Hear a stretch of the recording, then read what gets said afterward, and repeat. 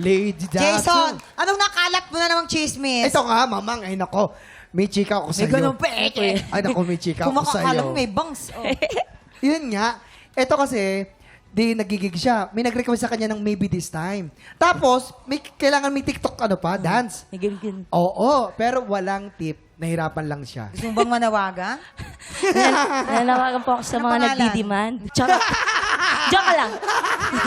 Joke lang. Talaga. Ay, ikaw nag-request. Ikaw, mamang, ano ba yung naranasan mong gano'n? Diyan, sa The Music Box. Diyan Ano, sa Timog. The Music Box, powered by the library. Ako, grabe yan. Oo. Nung ano pa ako dyan, nag-stand-up comedian pa kami dyan sa The Music Box. May ganun din, may pasayaw. Gusto niya, sayaw, kanta, pak, pak, pawis-pawis ka ng ganun. Tapos magkano lang ibibigay, ilang kami naghahati. Diba? Diyos ko. Pero okay lang naman yun. Importante, mga ano namin sila, mga regular guest na.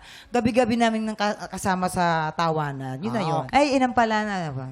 Ayan, lady. Ako noon, may nag-request 8 songs, tapos 100 na yung binigay. Nag-burn na lang ako ng CD. Hindi ko sa kanya. Kala ko nagpapaburn lang eh. Kasi ang daming request. Ilang kanta, 15? Mga 8 songs. 8 songs. Dapat 8 songs pero iba-ibang version, iba-ibang dialect. O medley, puro intro lahat. Oo, puro intro. Lady, boses mo grabe, buong buo. Bagay sa iyo yung song na napili mo. Although una ko napansin yung diction, yung mga TH, yung they, that, the, lahat naging z.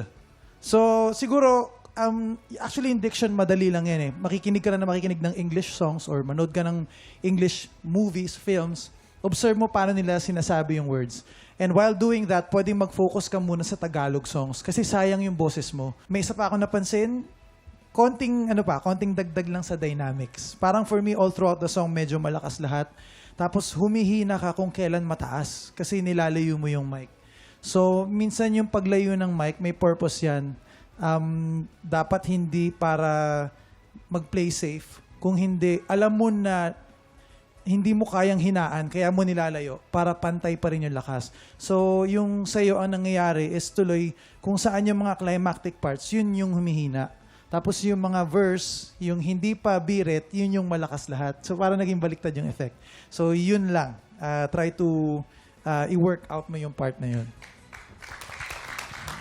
Lady, mabigat tong kantang to, pero doesn't mean na kailangan laging push. Yung parang sinasabi ni Kuya Da, kaya siguro kulang sa dynamics pakinggan dahil masyado siyang nagpo-push all throughout the song.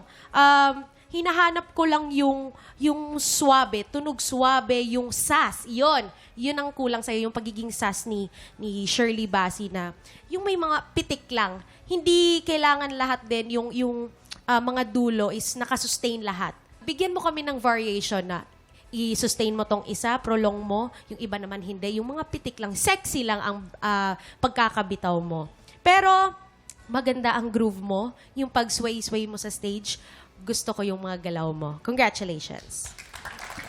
Maraming salamat. Ito na, alamin naman natin. Lady Datu, kung ilang scores ang ibibigay sa iyo ng ating mga inampalan. Lady, ito ang aking mga bituin para sa'yo.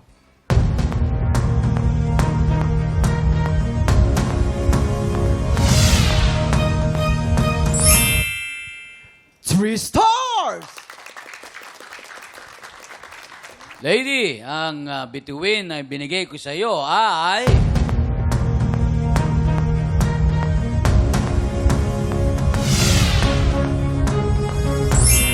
Three stars! Kuya Kim? Maraming salamat, Jason, at sa ating inampalan. Mamaya na natin ipapakita ang scores ni Hana. So far po, si Arnel po ay merong 6 stars at tayo naman kay Lady with 6 stars also. Malapit na malapit po. Ang tanong, sinong kalahok kaya ang hahamon sa ating kampiyon ngayon? Tutukan yan sa pagbabalik ng tanghalan ng kampiyon dito sa TikTok Live!